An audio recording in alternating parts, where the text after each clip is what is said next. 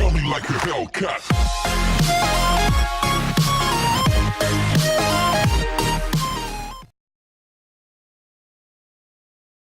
Hello boys and girls, welcome to my channel. I'm Angel PT, and today we have here Sid Meier's Civilization 6, which was developed by like always Civilization Games, Fire Access Games, and they are using their in-house engine, which is the engine they built to power up their Civilization games.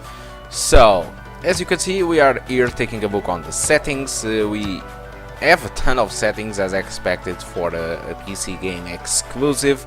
You can personalize really a ton of things like language, and you can personalize interface, even the time display if you want like the American type or the European time, something like those type of ridiculous settings that we are not really expected to be on these type of games are available. But anyway, this is a benchmark video and a performance video, so let's take a look here on the settings, on the graphic settings I mean. And the thing that we notice is that we have already two presets. One of them is for the memory and another for the performance. So the memory will impact the VRAM or the RAM, and the performance of course will impact the horsepower of your computer, rather the CPU as well as the GPU.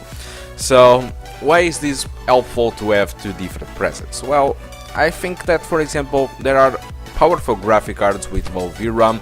We can have, for example, it's not that powerful, but we can have the example of the GTX 960, I mean, that have the regular version of 2 gigabytes and have the other version of 4 gigabytes. For example, this game will use easily 2 gigabytes of VRAM and might impact a little bit the performance on the highest settings.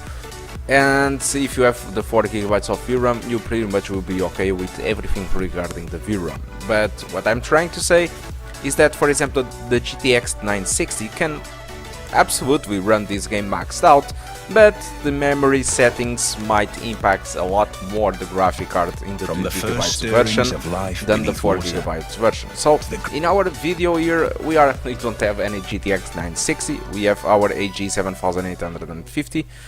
So it is a little bit different regarding that, but we are going to benchmark the median, the high and the ultra settings, and that includes the memory and the performance.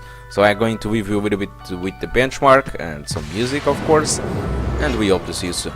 If you wait a little bit longer, we have that red rectangle saying frame rate, that if you click there it's going to take you to the results of the free presets, or another way you can check the description of the video. So that's all, and hope to see you soon. For now.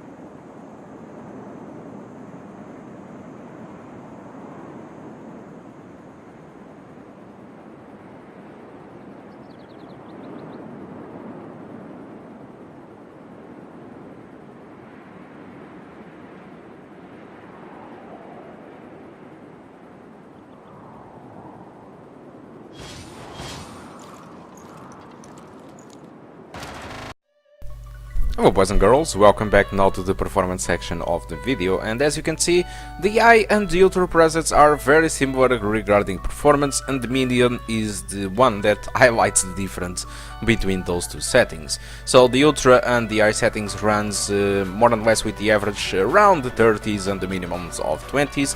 As for the median settings, we can see that it averages 50 and hardly got any lower than 30 FPS. Like we can see on the consistency, the Ultra 71% of the frames will be lower than 30 FPS. As for the I settings is only 23% and the median is 3%. So one of the things that I want to say is that this is a type of game that you actually don't require that much the frame rate than supposed to, because it's a game that you don't need to aim or don't need to be quick doing anything, and so the frame rate is not really going to help you being a master of this game, but rather it's going to feel a little bit more smoother while scrolling through the entire map. But that is not really that helpful in this game. I'm not saying that we can play with 5 FPS, but playing with 20 or 25%, it's not really going to hurt you in this game, okay? But anyway, let's take a look on the other stuff regarding the consumptions of this game. The game on the maximum settings uses the 2 GB of VRAM. The RAM gets along between the 4.5 gigabytes of RAM and the 5.5 gigabytes of RAM. The CPU usage was between the 30 and 90%. There are occasions where the CPU was just getting, I'm sorry for the word, but it's right, raped to 90%, and the GPU usage was between the 95 and 99% with almost zero bottleneck. So that's it. Civilization is a game that I personally don't understand why it consumes too much graphic card. Because mostly I don't have almost any bottleneck and I don't see any graphics so special, but this is the type of game that I was expecting to be much more demanding to the CPU, because the game have a ton of simulations going on almost on real time, and so the CPU seems to be very important to this game. As for the settings, I scrolled between a ton of settings and hardly I noticed any difference. The memory might be the best one because it changes the textures and stuff like that, but the other settings, it's pretty much irrelevant what settings you are actually going to play this game, because this game is not for the graphics or, but anyway, it's funny to a benchmark to be here in this game, okay?